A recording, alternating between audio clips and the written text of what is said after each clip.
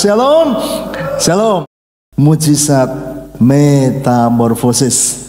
Ya, mari tepuk dada mengatakan saya pasti berubah. 1, 2, 3. Saya pasti berubah. Metamorfosis, karena ini adalah mujizat paling besar yang bisa kita alami. Dan kenapa saya mendorong Anda untuk mengalami ini? Karena Yesus pun bermetamorfosis. Yesus mengalami ya hidup yang diubahkan. Ada 4 ayat yang memuat kata metamorfosis perjanjian baru. 2 untuk Yesus, 2 untuk kita yang akan diubah menjadi seperti Yesus. Ya, jadi kita harus semangat untuk berubah. Jangan berubah makin jelek, tapi berubahlah semakin baik. Ya, berapa minggu lalu saya menyampaikan kepanjangan dari metamorfosis supaya Bapak Ibu mengingat dan praktek dalam hidup ini. Ya, me-nya adalah mengubah. Apa saudara? Mengubah. Tanya target. Apa? Target. Ya. Jadi Anda harus mengubah untuk mencapai sebuah target.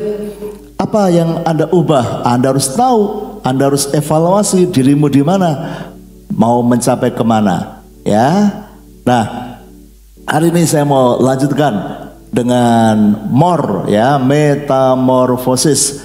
More-nya adalah moral. Semua katakan moral. 1, 2, 3. Moral. Roma 12 ayat 2. Ayo kita baca sama-sama ayat ini. 1, 2, 3.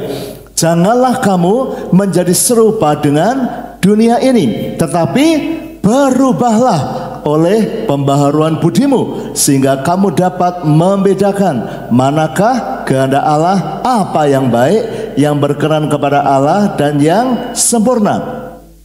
Bagaimana seorang bisa berubah? Ya, supaya berubah itu oleh pembaharuan budimu. Nah, di mana budi? Ada budi di sini? Nah, ada banyak yang namanya budi. Ya, ini budi, ini bu budi, pelajaran agama bahasa Indonesia. Nah, tapi budi itu yang dimaksud adalah moral, pikiran kita di dalam manusia, di dalam kita. Sebelum Anda berubah, maka ubah dulu pola pikirnya, ubah dulu manusia di dalamnya, baru di luarnya bisa berubah. Ya, kalau budimu sudah dibaharui, sudah diubah, maka engkau akan bisa berubah, tidak serupa dengan dunia ini. Pak Antoyo, saya kok serupa dengan dunia? Ya, dunia penuh dengan dosa, saya juga suka dosa. Anda harus berubah. Pak Antoyo, dunia galak, menyakiti, aku juga suka menyakiti. Nah, Anda harus berubah. Pak Antoyo, dulu aku penuh dengan kemarahan, sekarang masih. Anda harus diperbaharui. Ya, hidupmu harus mengalami pembaharuan, baru Anda bisa membedakan mana kehendak Allah yang baik, yang berkenan, dan yang sempurna. Ya, kalau moralmu tidak berubah, hidupmu nggak akan berubah. Jadi kita mau mengubah dosa, kekurangan, kelemahan menjadi sebuah target. Nah, yang fokus utama pertama adalah moralnya dulu dalam kepala kita. Ya, metamorfosis. Ya, metamorfosis. Nah, mengubah. Apa yang akan Anda ubah? Mari kita praktek. Saya mau Bapak Ibu praktek. Ya, jangan tidak praktek. Khotbah itu harus dipraktekkan. Firman harus dipraktekkan. Sekarang temukan apa yang Anda mau ubah dalam hidupmu. Apa yang menjadi kekurangan dalam hidupmu, yang terus menjadi masalah selama ini, yang terus menjadi keluhan orang kepadamu. Apa yang Anda perlu ubah? Nah, lalu targetnya mau apa? Nah, misalnya kalau keluhannya atau masalah Anda adalah sakit hati, Anda orang yang susah mengampuni, Anda dikecewakan keluargamu, saudaramu, dan Anda selalu sakit hati. Nah, Anda mau targetnya menjadi orang yang penuh kasih, penuh pengampunan. Oh iya, bagus. Sudah punya target. Maka sekarang Anda pelajari moral Anda, ya, pikiran Anda.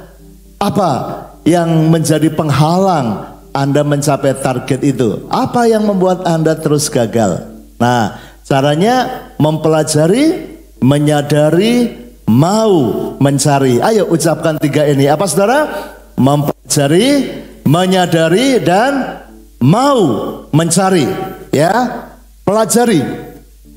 Pelajari hidup Anda, pelajari kelemahan Anda sampai Anda sadar,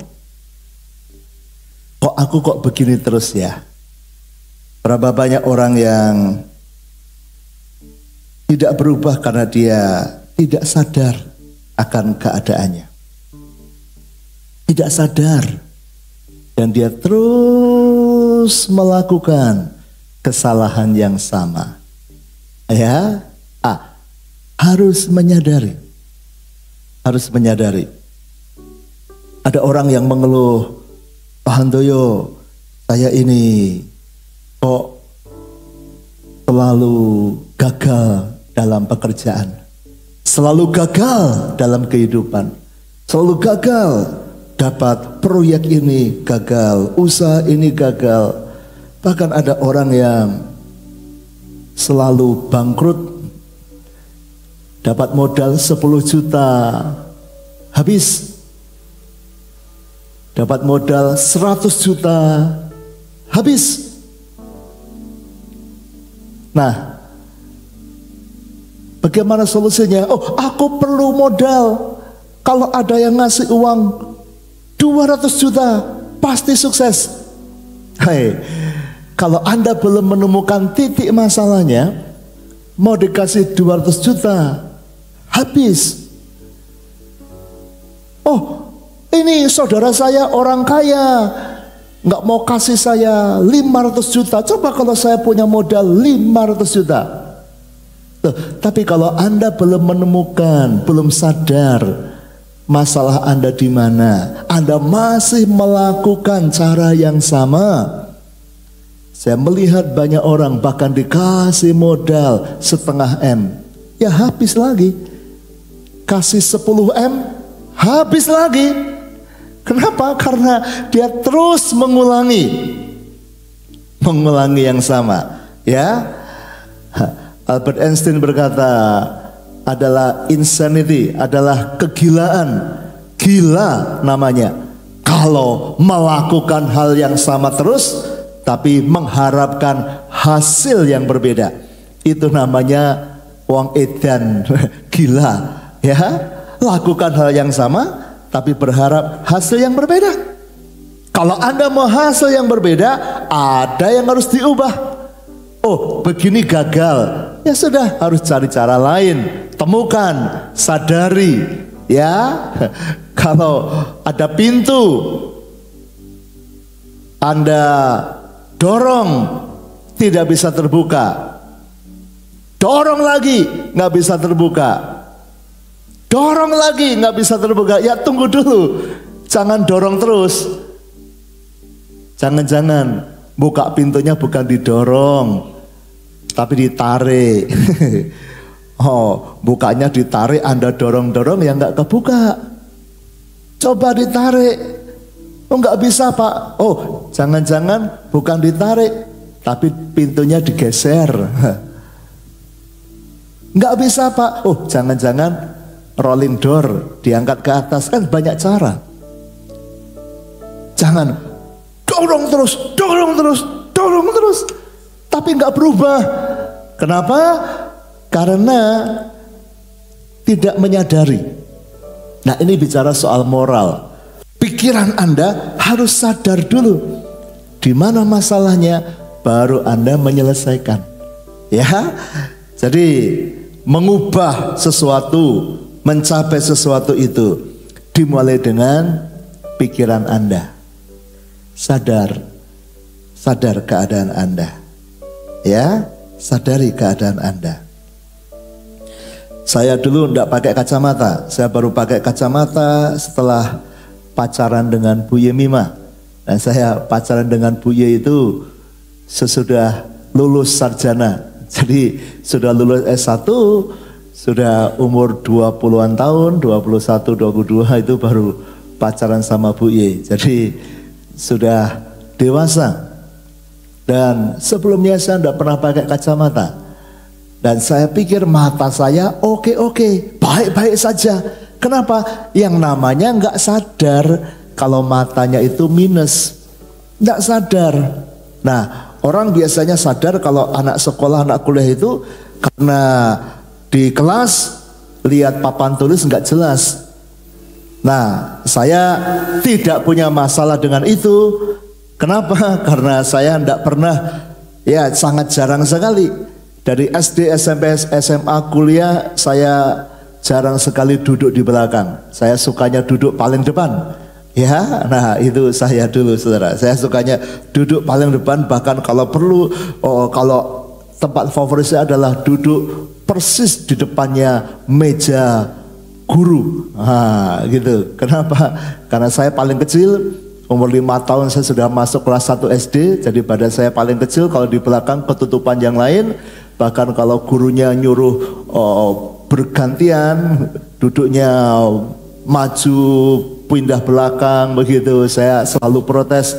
Wah, Pak Guru, Bu Guru, saya paling kecil ketutupan. Ya, saya duduk depan dan saya, ya kamu mau duduk mana? Wah, saya nunjuknya meja depan guru. Dan teman-teman tidak ada yang protes, sangat senang kalau digantikan karena itu meja yang paling tidak disukai. Tapi saya suka. Nah, mengapa? Karena ya mungkin tidak bisa ditiru orang lain, tapi itu saya dulu begitu saudara ya. Karena saya suka memperhatikan guru. Jadi duduk paling depan itu paling baik, paling jelas. Dan kalau duduk di belakang itu banyak yang rame. Belum lagi kalau ada yang minta contekan ya. Saya dulu juara kelas, jadi banyak yang suka nyontek, minta tanya-tanya. Oh, saya nggak mau jawab, mereka marah. Saya jawab, saya bantu mereka juga tidak benar. Ya, sangat mengganggu buat saya. Ya, jadi kalau duduk depan guru nggak ada yang minta contekan. Nah, jadi saya suka duduk di situ, saudara. Ya, nah dari SD, SMP, SMA, kuliah duduknya depan. Jadi saya nggak sadar kalau melihat jauh itu burem. Saya pikir kalau di jalan, kalau di ini lihat burem itu ya normal. Dunia ini memang nggak jelas, memang burem. Saya berapa kali jatuh naik motor karena lari kenceng, lalu ada lubang dan dia nabrak lubang, kepental jatuh. Ya, hingga kemudian saya pacaran sama Bu Yemima. Lalu berapa kali ketika saya boncengin Bu Yemima, ada lubang di aspal, woi masuk deal. Loh, yang kok masuk lubang dihindari dong. Apa jawaban saya? Lubangnya baru muncul di depan. Apakah lubang baru saja muncul? Ya dari dulu lubangnya di situ. Tapi saya nggak sadar kalau saya nggak melihat. Apalagi kalau sudah malam, hujan lagi. Woi, itu jalan kelihatan hitam semua rata. Oh, baru dekat, baru lihat ada lubang. Dan ini bukan masalah malam lagi. Kadang siang, sore pun, ya kan? Nggak jelas kalau lari kenceng, wah tiba-tiba lubang di depan. Setelah beberapa kali Bu Yemima saya ajak masuk lubang, nggak jatuh sih ya. Akhirnya Bu Yemima bilang gini, jangan-jangan matamu bermasalah. Oh enggak kok, saya enggak bermasalah kok. Ya, karena saya merasa enggak bermasalah. Ya, saya tadi pagi cerita ya. Oh, mungkin kalau ada anak-anak sekolah. Nah, saya dulu pernah ditanya ya, Pak Antoyo juara kelas belajarnya kalau malam berapa jam? Saya jadi malu menjawab. Saya bilang, waduh kalau sore malam saya jarang belajar. Wah, jadi maka setiap orang beda ya. Tapi yang saya cerita ini Ini gaya saya dulu. Jadi kenapa saya duduk paling depan? Karena saya suka memperhatikan guru. Jadi ketika guru ngajar, saya fokus, saya tangkap sebanyak-banyaknya. Ya, wah, saya mencoba menghafalnya itu bukan waktu di rumah. Waktu guru ngajar itu, saya tangkap sambil saya hafal. Ya, jadi kalaupun besok langsung ulangan, saya bisa menjawab tanpa belajar gitu loh. Wah, karena itu, saya tangkap. Lalu pulang ke rumah waktu saya SD itu saudara, ya saya sering diomeli mama saya. Kenapa? Pulang sampai rumah, ya tas ditaruh, langsung duduk di meja, buka tas, keluarkan buku, langsung buat PR yang ada. Kerjakan, kalau besok ulangan langsung belajar sampai selesai. Mama saya dulu sering kali ngomelin, Handoyo, sepatu dulu, ganti baju dulu, ganti seragam, ya, atau makan dulu. Saya bilang sebentar mah, nanggung mah. Jadi saya masih pakai putih merah, pakai sepatu. Karena buat saya itu masih seger, ya. Jadi saya kerjakan, ya kan. Disiapkan makan, nanti dulu, kerjakan, ya belajar dulu, selesai, baru ganti baju, ganti sepatu, baru makan, lalu sore itu bantu orang tua, lalu sorenya apa? Acara kesukaan saya main, ya, main ke tempat tetangga, main ke kebun dengan teman-teman, sudah malam hari. Nah dulu belum ada listrik, jadi pakai sentir, sentir. Tanya sama orang tua zaman dulu, Mbah ngertos sentir? Itu sentir. Lampu minyak tanah. Itu kalau udah pagi hidungnya hitam semua. Nah itu saya tidak suka belajar pakai itu karena kan apinya berbayang-bayang gitu. Jadi saya belajarnya siang hari dan pulang sekolah itu. Jadi kalau ditanya belajarnya berapa jam, ya saya jadi malu menjawab, jarang belajar, ya. Dan tidak ada guru les, ya. Bersyukur kalau Anda bisa les atau Anda bisa ngeleskan anak. Dulu saya tidak ada les-lesan. Tapi ya puji Tuhan, anugerah Tuhan.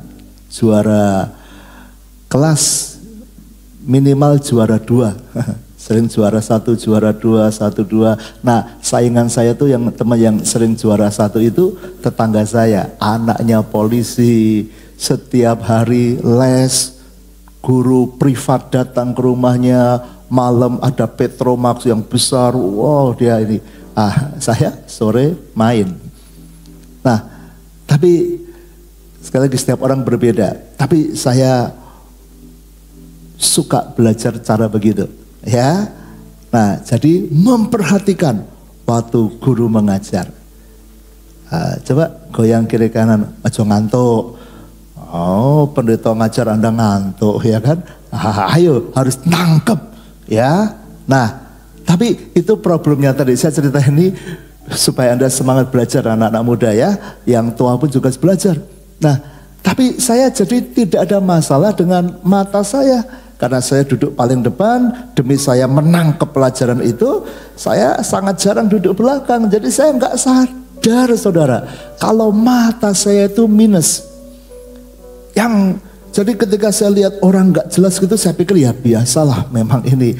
Ya duduk waktu kuliah saya lihat dari belakang karena gedung yang besar, depan itu kabel mic gitu kelihatan 2, ya memang jarak jauh begitu. Saya nggak paham, betul-betul tidak sadar kalau mata saya itu bermasalah. Coba tebak, kalau nggak sadar matanya sakit, periksa nggak? Nggak periksa, betul. Jadi Bu Ye memang ngajak, ayo kita ke optik, ya periksa mata. Enggak apa-apa, mataku baik-baik saja. Loh, tapi berapa kali masuk lubang? Ya lubangnya muncul tiba-tiba. Enggak ada lubang tiba-tiba itu. Ya, kamu yang enggak lihat. Oh iya, memang tidak kelihatan kan, hitam semua aspal. Oh masih ngeyel saudara, kenapa? Tidak sadar. Ya, akhirnya ya sudah, dengan berat hati ya sudahlah datang ke optik ya, diperiksa mata. Dan ketika dicek, saya nyaris nggak percaya. Karena yang periksa berkata ini minusnya 1,75 dua-duanya kiri kanan, hampir min 2, minusnya hampir 2. Nah sebelumnya tidak pernah pakai kacamata, tidak pernah periksa, tiba-tiba min 2 saudara. Wah, jadi kemudian saya, masa sih saya pikir mata saya normal. Lalu kemudian ketika kacamata selesai, saya pakai, wah itu saya kayak wong desa itu saudara ya, pakai, tak lepas lagi, pakai lagi, lepas lagi, jelas burem, jelas burem. Saya baru sadar, ternyata dengan kacamata dunia lebih jelas. Wah, ternyata Bu Yemima lebih cantik dari sebelumnya. Weh, tepuk tangan dong, wah puji Tuhan ya. Wah, kenapa? Karena sebelumnya tidak pakai kacamata udah kelihatan cantik gitu ya, apalagi pakai itu ya. Wah, sekarang jelas. Dan itu saya sudah sarjana, jadi sudah 20-an tahun, 21 apa 22 waktu ya, 21. Itu baru sadar ternyata dunia sejelas itu dengan kacamata. Coba tebak, habis itu naik motor dengan naik motor ada lubang, kelihatan apa enggak lubangnya? Kelihatan. Nabrak lubang enggak? Naik sendirian enggak nabrak lubang, naik boncengan buye nabrak lubang. Kenapa? Sengaja biar buye pegangan. Gitu ya, ya enggak juga sih. Tapi maksudnya sekarang dari jauh sudah lihat, loh ada lubang. Sebelumnya betul saudara, enggak lihat lubang itu. Saudara, menyadari ketika saya enggak sadar, saya pikir yang normal itu, dunia yang buram itu normal. Padahal itu enggak normal. Bapak Ibu, seringkali kita berpikir normal, padahal itu yang enggak normal. Jadi Anda harus mempelajari atau Anda melihat yang lebih luas, mendengar, lalu mulai mengubah hidup Anda. Ada orang yang sejak kecil orangnya semaunya dia, maunya diturutin. Hei kawan bayi, enggak keturutan, nesu, marah, ngamuk. Tapi karena tidak ada yang ngajarin, dia tidak pernah melihat contoh yang baik. Contohnya dari orang tuanya, papahnya ya begitu. Maunya A, harus A. Kalau enggak, wah jadi dia ngikutin itu. Atau mungkin dia dari kecil memang dimanja. Maunya apa, kalau dia sudah ngamuk, wah ini kalau dia sudah wah nangis semuanya, apa-apa, maunya apa-apa. Kalau dia sudah terantum, orang tua jangan takut dengan anak terantum saudara, ya kan? Itu kalau Anda ikutin terus, dia akan terus mengembangkan terantumnya. Karena ketika Anda terantum, anaknya terantum, lalu semua pada tergopoh-gopoh, apa-apa, jangan, terantum marahi, jangan ikuti terantumnya. Tapi itu ada anak yang begitu, karena didikannya salah, akhirnya dia di pikirannya itu nggak sadar kalau dia itu pengen harus keturutan. Kalau enggak ngamuk, marah. Sampai tua akan begitu. Enggak sadar punya istri, oh dihajar kalau nggak nurut. Kenapa? Nggak sadar.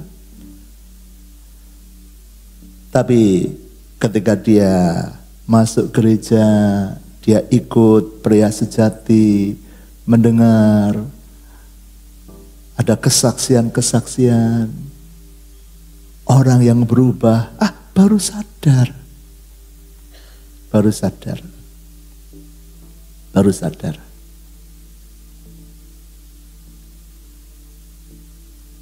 Saya berdoa, Bapak Ibu semua menyadari apa yang kurang dalam hidupmu dan memperbaiki itu. Amin saudara. Gak usah cuma cari kambing hitam. Ya karena tidak ada yang bantu saya. Ya, tapi ayo belajar. Ya ayo belajar. Saya lahir di keluarga yang banyak bertengkar. Kakak adik bertengkar, sering bertengkar. Saya melihat banyak teriakan-teriakan. Tapi kalau saya menikah, saya sadar tidak boleh lakukan itu. Jadi suatu kali saya dan Bu Himima diminta khotbah di pria sejati, wanita bijak, bagian khotbah berdua. Jadi kami sampai ragu-ragu menerima. Kenapa? Karena yang lain kesaksiannya, suami istri bertengkar sampai jambak-jambakan, sampai maki-makian, sampai mau cerai. Saya sama Bu Yimia pandang-pandang, gimana kita terima nggak ini khotbah ini? Kenapa? Karena kalau mau khotbah kan disuruh cerita pengalamannya, pertengkaran di keluarga. Lalu saya tanya, kapan kita bertengkar terakhir? Aduh kapan ya? Yo, ketahui itu soal odol, soal pasta gigi. Ya, saya mencetnya dari ujung bawah, Bu Yimima dari tengah, nyet gitu. Ya, tapi yang tidak sampai bentak-bentakan, tidak sampai ini. Sampai kami ragu-ragu untuk menerima pelayanan itu. Bukan sombong saudara, tapi saya mau cerita ini karena sampai pada level saya belajar, saya menyadari. Orang pada tidak percaya ketika saya ngajarin berhenti bertengkar suami istri. Tapi itu Pak Antoyo dan Bu Yimia tidak pernah bertengkar? Ya kami bertengkar. Tapi sangat jarang sekali dan kami tahu cara menyelesaikannya dengan cepat. Nah, orang yang selalu bertengkar, yang suka bertengkar, kadang berpikir itu normal. Biasalah suami istri bertengkar.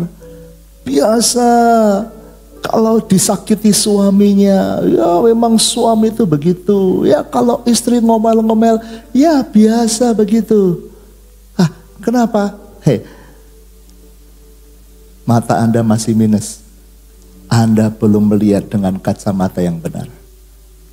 Karena dalam Tuhan, rumah tangga itu bisa tidak bertengkar. Amin. Ya, aminnya mesti pelan toh. Rumah tangga suami istri bisa tidak bertengkar. Amin. Yang percaya tepuk tangan buat Tuhan kita. Kenapa saya begitu? Saya mengalami level menyadari dan berubah. Kalau melihat dari keluarga saya, enggak banyak bertengkar. Walaupun bukan papa mama saya bertengkar, tapi papa mama saya itu tidak romantis, tapi mereka baik ya, tidak pernah bertengkar. Tapi kakak adik kami suka bertengkar, saudara. Ya, nah papa suka marah-marah kepada anak-anak, saudara. Dan saya banyak melihat di tetangga suami istri yang bertengkar. Tapi pada satu kali, waktu saya sedang kuliah itu, ya saya belum pacaran dengan Bu Imima, tapi waktu kuliah ada pendeta dosen kami itu ngajar tentang keluarga. Lalu ada teman yang tanya, Bapak sama Ibu sudah menikah berapa tahun dengan Ibu? Ya, dia sudah lebih dari 25 tahun, sudah kawin perak lebih. Karena dia mengajar yang saya sering ajar kepada Anda itu, suami istri jangan bertengkar. Lalu teman saya itu dia tanya, Pak dosen, pernahkah Anda bertengkar dengan istri?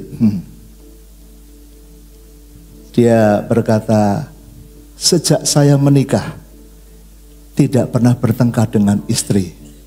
Wah, mana mungkin? Dan bukan cuma teman yang tanya, saya pun juga jadi bertanya, mana mungkin? Suami istri kok nggak bertengkar? Mana mungkin? Mana mungkin?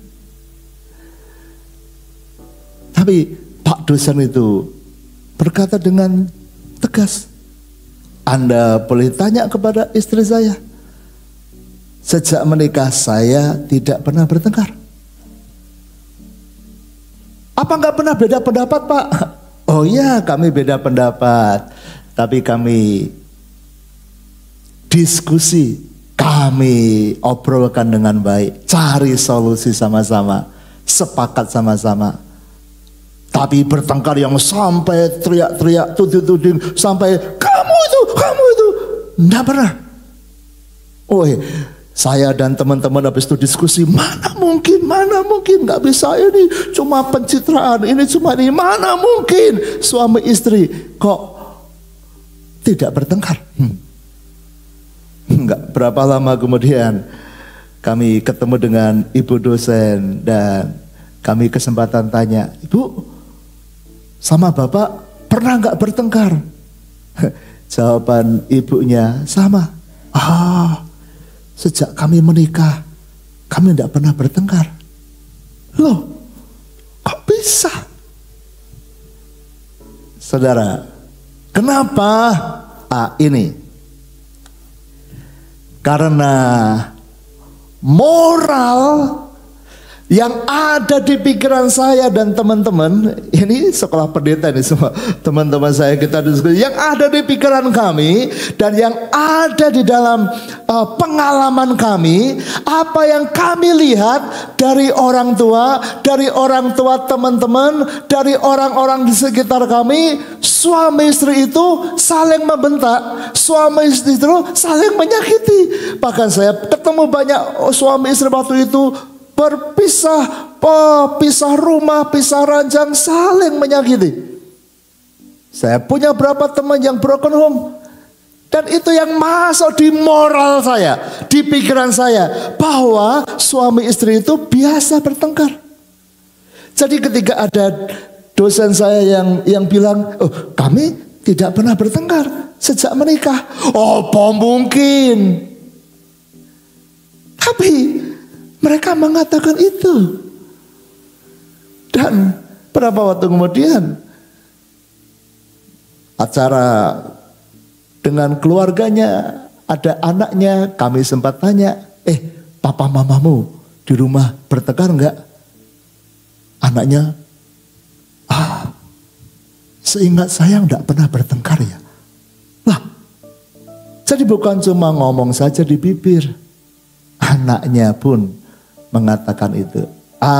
Saudara, habis itu saya yang punya pola pikir rumah tangga itu biasa bertengkar, saya mulai mempelajari, saya mulai mengerti Saya seperti seorang yang baru pakai kacamata yang baru. Dan saya baru sadar, ternyata ada kehidupan suami istri yang begitu harmonis. Yang tidak perlu bertengkar, tidak saling menyakiti, tidak saling membentak, tidak saling sengaja menyakiti. Ternyata ada yang begitu. Ketika saya mulai menyadari, moral saya mulai itu, saya mulai mempelajari. Jadi gimana berarti caranya? Saya mulai tanya kepada dosen itu, gimana caranya? Kok bisa Bapak Ibu sudah lebih dari 25 tahun menikah, tapi tidak pernah ribut suami istri? Kok bisa? Baru mempelajari, baru mulai mengubah. Saya mulai, kalau saya menikah nanti, saya juga tidak mau bertengkar. Apakah saya berhasil? Saya harus mengakui saya pernah bertengkar dengan Bu I. Saya tidak sehebat dosen itu. Tapi kami belajar cepat untuk tidak bertengkar. Beda pendapat, ya sampai hari ini kita dua orang yang berbeda. Tapi kita diskusi, tidak saling menyakiti. Saya mengajak Bapak Ibu untuk sadar.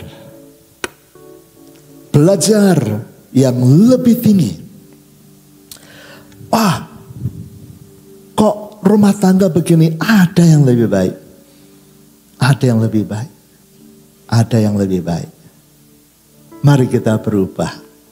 Oh ya Pak Hande, ini bojoku, ini istriku, ini suamiku. Stop menyalahkan orang lain. Mari kita mengubah hidup kita dulu. Kalau hidupmu berubah, nanti yang lain akan berubah. Tapi mulai dengan hidupmu dulu. Ya, coba sadari.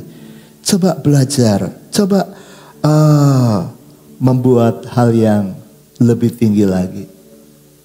Ya, ketika seorang anak bungsu, dia menyadari keadaannya.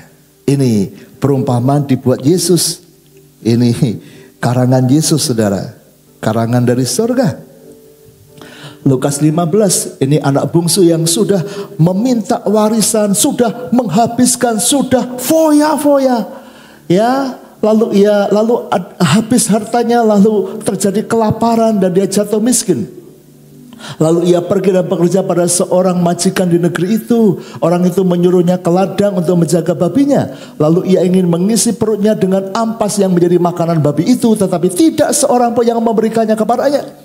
Padahal dulu temannya banyak, dia foya-foya, dia habiskan harta, tapi dia nggak sadar. Tidak semua teman itu baik, tidak semua teman itu siap menolong. Waktunya dia susah makan, dia miskin pun tidak ada temannya yang menolong. Dia bahkan mau makan ampas yang jadi makanan babi. Dia tidak diberi makanan itu. Babi lebih berharga daripada dia. Wah. Sebelumnya dia nggak sadar. Tapi kemudian Lukas 15 ayat 17. Ayo kita baca sama-sama. 1, 2, 3. Lalu ia apa? Kurang keras, ayo baca keras. 1, 2, 3 apa? Lalu ia menyadari keadaannya. Katanya, betapa banyaknya orang upahan Bapakku yang berlimpah-limpah makanannya, tetapi aku di sini apa? Mati kelaparan. Ia menyadari keadaannya. Dia pelajari situasinya. Sebelumnya dia nggak sadar, ya. Berapa hari lalu di doa pagi saya cerita dia membawa uang, anggap misalnya dia membawa uang 10 miliar karena anak orang kaya, kekayaannya turun jadi 9 miliar, dia belum sadar. Turun jadi 6 miliar, belum sadar. Turun 50%, 5 miliar, belum sadar. Uangnya 31 M, belum sadar. Uangnya tinggal 100 juta, belum sadar. Uangnya 31 juta, belum sadar. sadar uangnya nol. Masih belum sadar dia menjadi penjaga babi. Masih belum sadar. Ada orang yang lambat sadarnya. Nah, saudara jangan begitu. Jangan sampai hancur baru berubah. Ya, dia begitu saudara. Sampai mentok. Sampai ketika dia merenungkan. Mau makan aja susah. Lalu ia menyadari keadaannya. Ingat, ini perumpamaan karangan Yesus. Yang itu mencerminkan keadaan kita. Seringkali kita nggak sadar. Ya, sampai akhirnya ketika dia sadar, mempelajari keadaannya, menyadari situasinya, baru dia mau mencari jalan pulang. Aku akan bangkit dan pergi kepada Bapakku dan berkata kepadanya, Bapa, aku telah berdosa terhadap surga dan terhadap Bapa. Aku tidak layak lagi disebut anak Bapa. Jadikanlah aku sebagai salah seorang upahan Bapa. Karena orang upahan itu, ya, makanya berlimpah-limpah orang upahan, ya, belum jadi pegawai tetap aja, hanya orang upahan. Bapaknya itu begitu baik. Dia merasa tidak mungkin jadi anak lagi, sudah banyak salahnya. Nah, tapi itu membuat dia take action. Kita belum sampai pada take action, kita baru sampai ke moral, ya. Tapi itu langkah untuk dia beraksi. Maka bangkitlah ia dan pergi kepada bapaknya. Ketika ia masih jauh, ayahnya telah melihatnya, lalu tergerak hatinya oleh belas kasihan. Ayahnya itu berlari mendapatkan dia, lalu merangkul dan mencium dia. Rupanya ketika dia melangkah, bapaknya begitu baik dan dia melakukan lebih dari yang dia pikirkan. Tuhan kita penuh kuasa, penuh mujizat. Amin saudara. Dia melakukan, mampu, sanggup melakukan lebih dari yang engkau pikirkan dan doakan. Dia sanggup itu. Bahkan dia berkata, apa yang tidak pernah kau lihat dengan mata, tidak pernah kau dengar dengan telinga, tidak pernah timbul di hati manusia, itu semua yang Tuhan sediakan bagi orang yang mengasihi dia. Selama kau mengasihi dia, ikuti panggilannya, maka apa yang tidak pernah kau lihat, tidak pernah kau dengar, Tuhan bisa melakukannya di hidupmu. Ya, dan itu yang terjadi. Ya, sebelumnya yang saya lihat, yang saya dengar adalah suami istri yang bertengkar, suami yang menyakiti istri, istri yang ngomelin suaminya. Dan itu yang saya pikirkan, kalau saya menikah lagi harus siap menghadapi itu. Tapi ternyata Tuhan menunjukkan tidak, nak. Dalam Tuhan itu bisa suami istri tidak bertengkar, ya. Dan Tuhan mau menunjukkan cara dan jalannya. Ya, jadi saudara, hidup ini ada banyak hal yang jauh lebih baik dari yang kau alami sekarang. Ada hidup yang lebih indah dari hidupmu sekarang. Ada rumah tangga yang bisa kau buat lebih baik. Anak-anakmu bisa lebih baik. Keluargamu bisa lebih baik. Kesehatanmu bisa lebih baik. Keuanganmu bisa lebih baik. Masa depanmu bisa lebih baik. Karena Tuhan kita, Tuhan yang penuh mujizat. Amin. Tepuk tangan buat Tuhan kita. Percaya.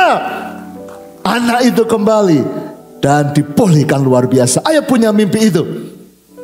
Anda berkata, Pak, suamiku kebangetan. Bisa diubah Tuhan. Pak, istriku itu susah berubah. Orangnya begitu ya begitu. Pakai kacamata yang baru. Kacamatanya Tuhan. Tidak ada yang bisa diubahkan. Tuhan bisa mengubah keuanganmu, kesehatanmu, masa depanmu. Ya, sadari dan balik pada Tuhan. Ayo kita praktek. Sekarang lihat apa yang perlu Anda ubah. Targetnya apa? Lalu periksa pikiranmu. Ya. Sesuaikan dengan firman Tuhan. Sesuaikan dengan pandangannya Tuhan. Dan mulai melangkah. Mulai melangkah. Jangan menyerah dengan keadaan. Ya, memang banyak lagu yang mengajar kita untuk sabar di tengah penderitaan. Tapi Anda harus beriman. Ayub tidak selamanya menderita. Dipulihkan 2 kali lipat.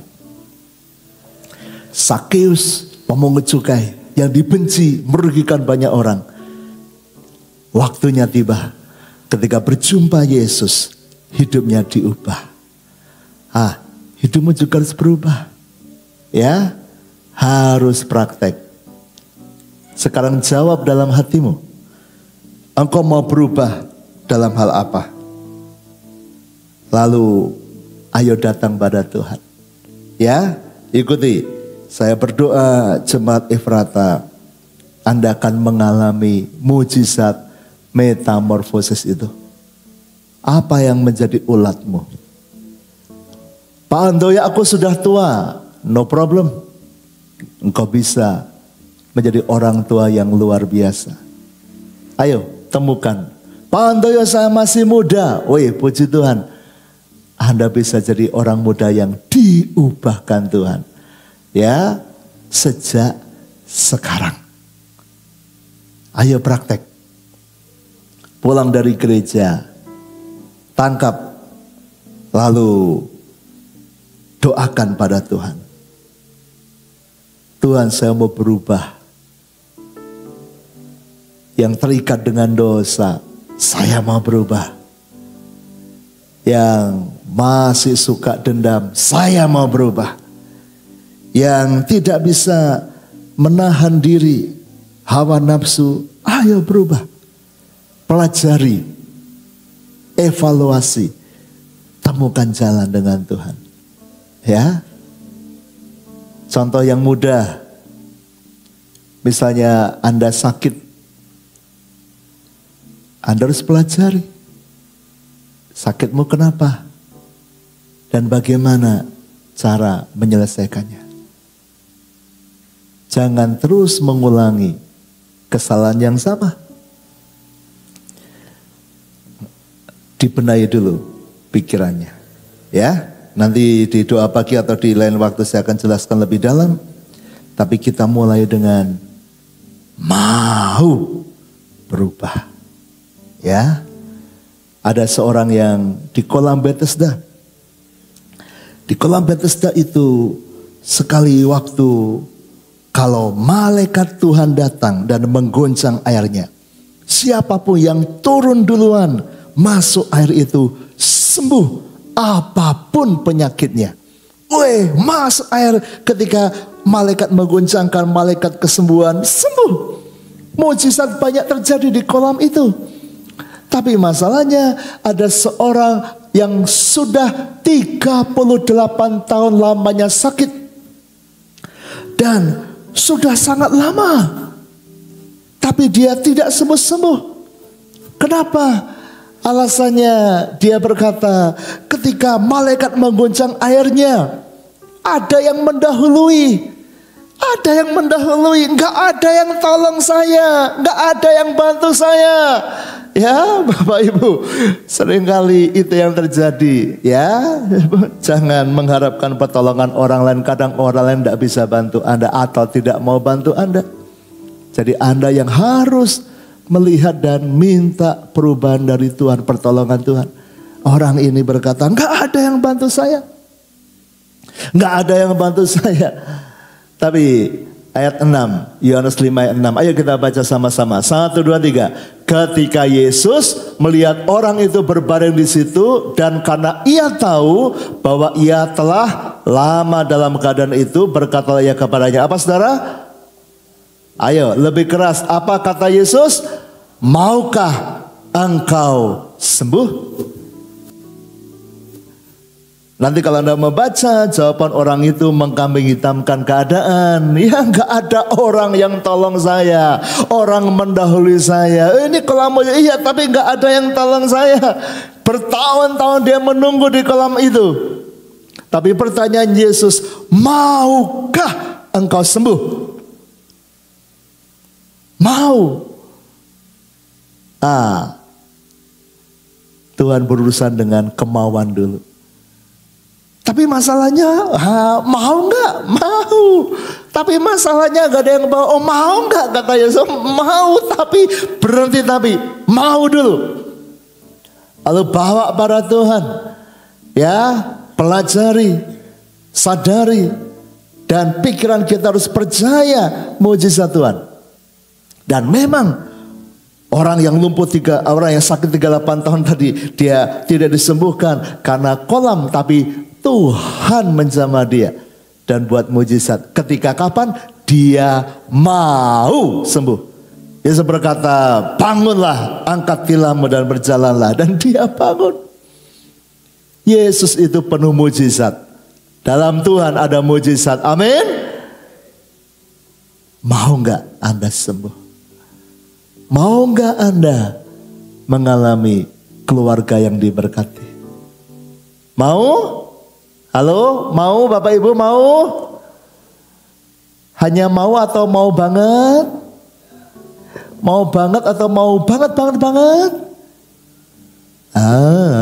Kok tambah pelan? Mau hidup diberkati, amin, mau? Mau. Hanya mau atau mau banget? Banget.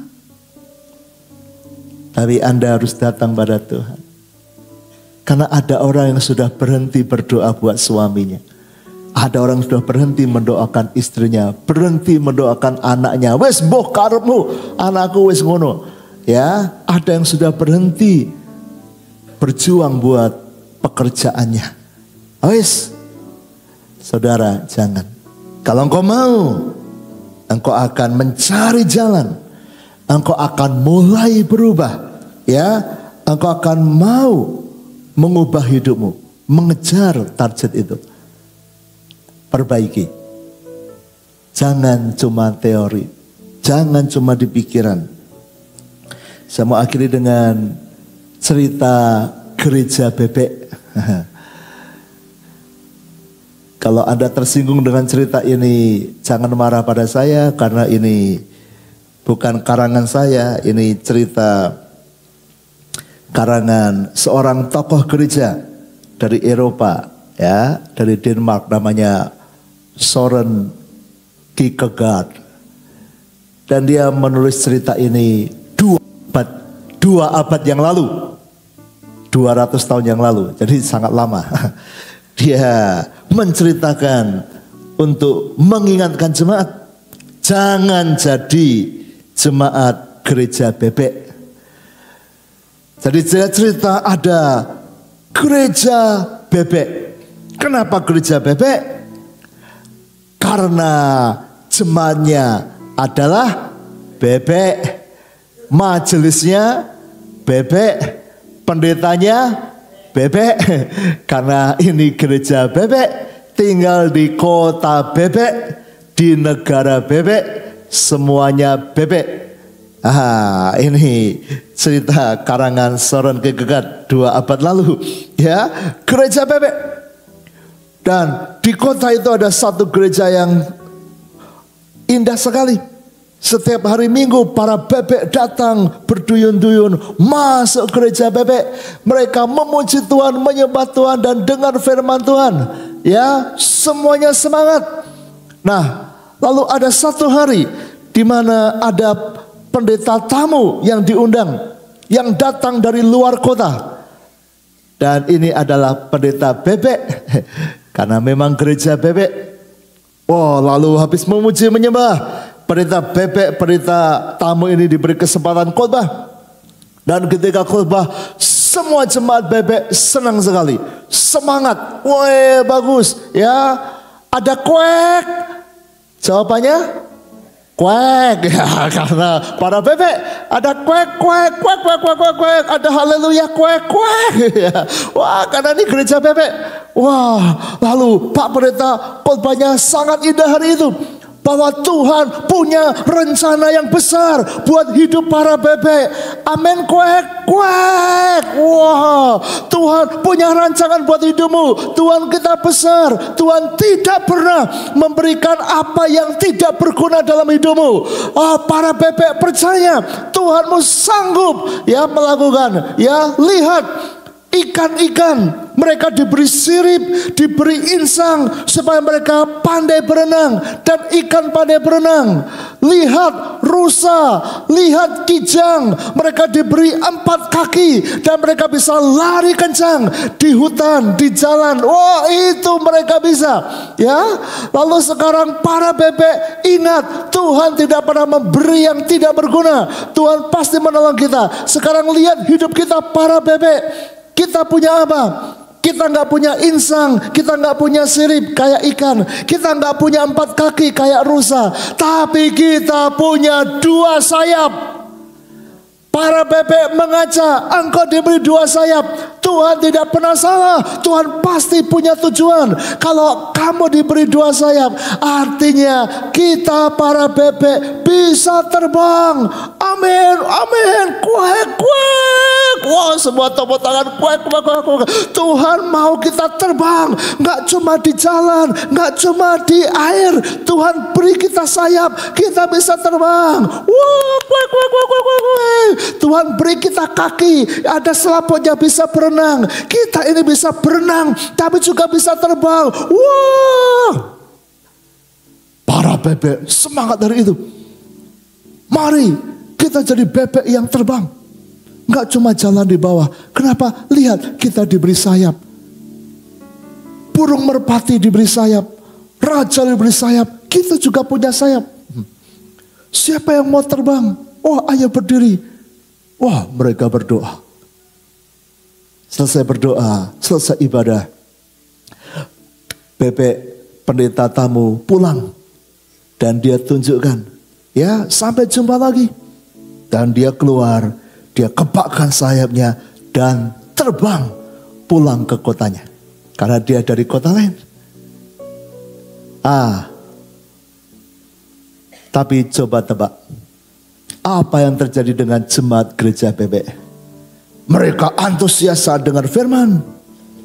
Tapi waktu pulang, mereka pulangnya terbang atau jalan? Halo? Jalan, lenggak-lenggok, ya kan? Saudara, sambil cerita, wah, pendetanya semangat, khotbahnya bagus, iya, firman Tuhan bagus ya, iya, Tuhan kita punya kuasa ya, iya, banyak mujizat, iya, iya. Tapi mereka jalan lenggak-lenggok. Dan tidak ada satupun dari jemaat bebek melatih sayapnya.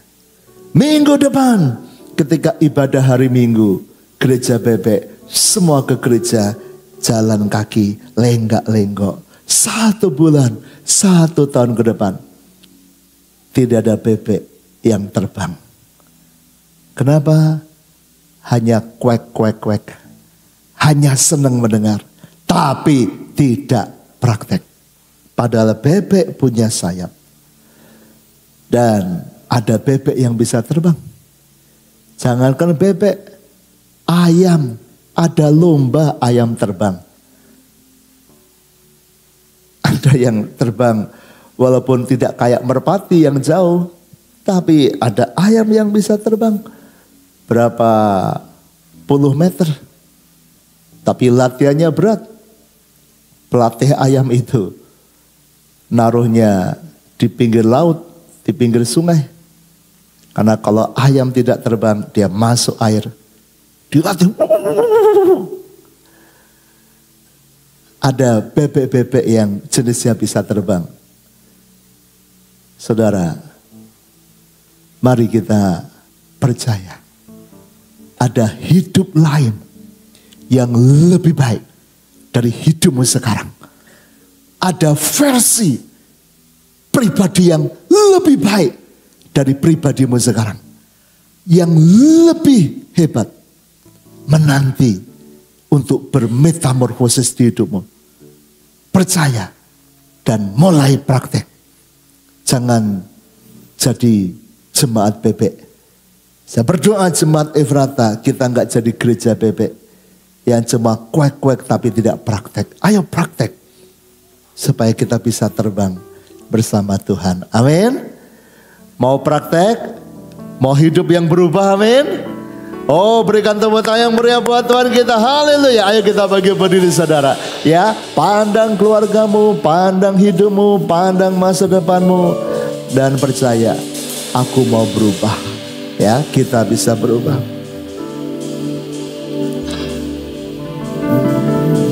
Haleluya. Bapa kau setia, takkan meninggalkan, dan ku percaya Engkau milikku dan ku milikmu. Kerinduanku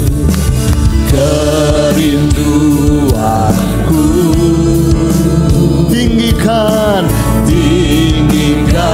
namamu, karena ku tahu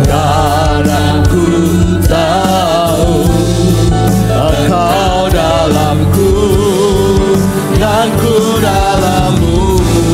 Ubah hatiku seperti hatimu, setulus kasihmu, oh Tuhan. Biar mataku seperti matamu, pancarkan kasihmu, ku mau jadi sepertimu. Mari Bapak Ibu lihat Pak Handoyo sebentar. Khotbah Metamorfosis tidak enak didengar karena ini mengajak hidupmu untuk berubah, melangkah dari zona nyamanmu. Dan kadang kita berpikir mana mungkin, tapi metamorfosis, mengubah target moral mulai dengan pikiranmu. Karena ketika pikiranmu mengadopsi atau menyetujui itu, Anda akan mulai mencari cara ke sana. Ya, saya dulu belajar musik, ya. Michael suka keyboard. Pemain siapa yang paling kamu sukai? Hah? Agus Widodo. Ya, oke. Tapi begini, ini saya ngomong pemain musik ya. Siapa pemain musik yang paling kamu kagumi? Misalnya kalau pemain saksofon, wah Kenny G. Wah, tapi ketika lihat dia main, pusing, nggak bisa. Nah, tapi pemain musik yang naik level, dia mulai dengan moralnya, pikirannya.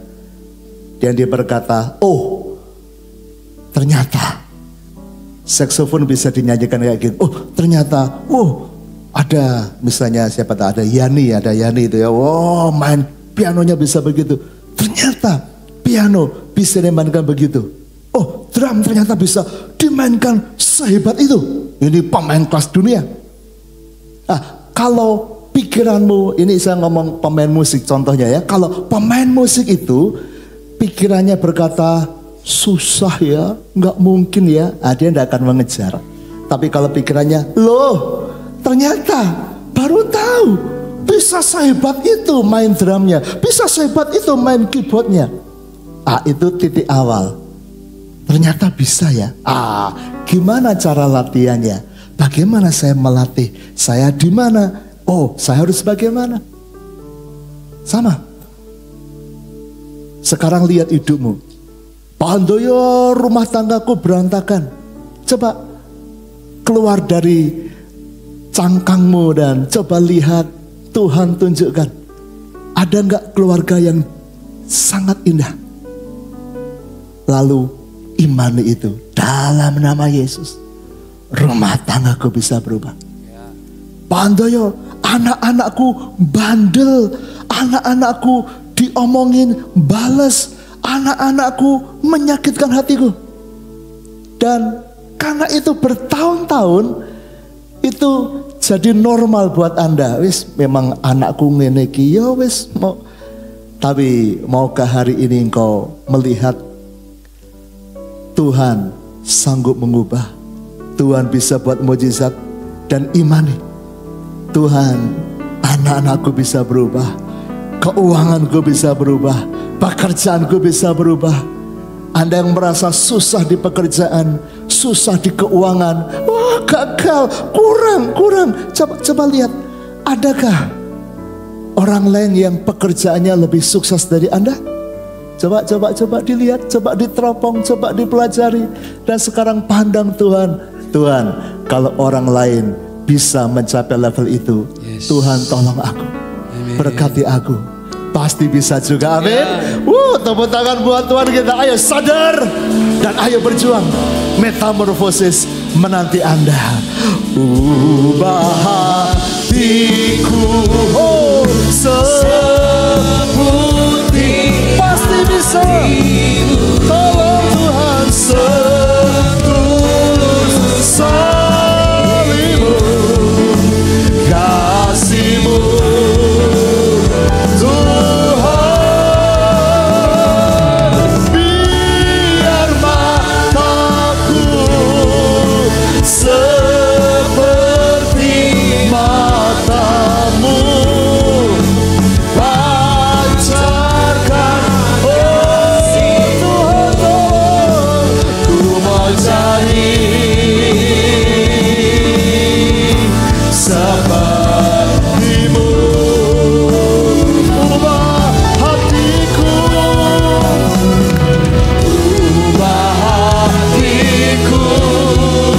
seputih hati, ubah Tuhan, setulus salibmu, kasih-Mu, oh Tuhan. Biar mataku seperti mata-Mu, pancarkan kasih-Mu.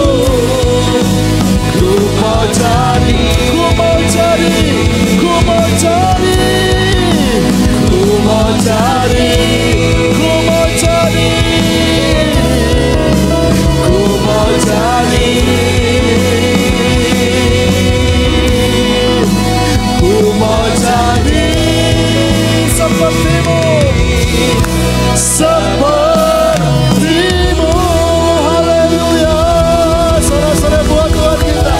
Oh ya. Ya mari taruh tangan di dada. Yesus sudah menjadi contoh yang terbaik. Kalau engkau tidak punya contoh melihat ke siapa, pandang Yesus, teladani Yesus. Tuhan, lihat hidup kami. Kami banyak kekurangan, kami banyak kelemahan. Kata Tuhan, kami mau memandang kepadamu. Ubahkan kami, ubahkan Tuhan. Kami mau mengalami mujizat metamorfosis itu. Kami mau mengalami perubahan hidup. Tuhan lihat, Tuhan nyatakan hari-hari ini apa yang harus kami ubah, apa yang harus kami bentuk. Dan kami percaya Tuhan akan menolong kami membuat mujizat dan versi yang lebih baik dari hidup kami. Kami akan melihatnya. Oh jamah Tuhan, jamah keluarga kami, jamah kehidupan kami, jamah pekerjaan kami, jamah kerohanian pelayanan kami, jamah masa depan kami. Buat mujizat itu Bapak materaikan, supaya kami tidak seperti gereja bebek, tapi kami praktek dan mengalami perubahan. Terima kasih Bapak.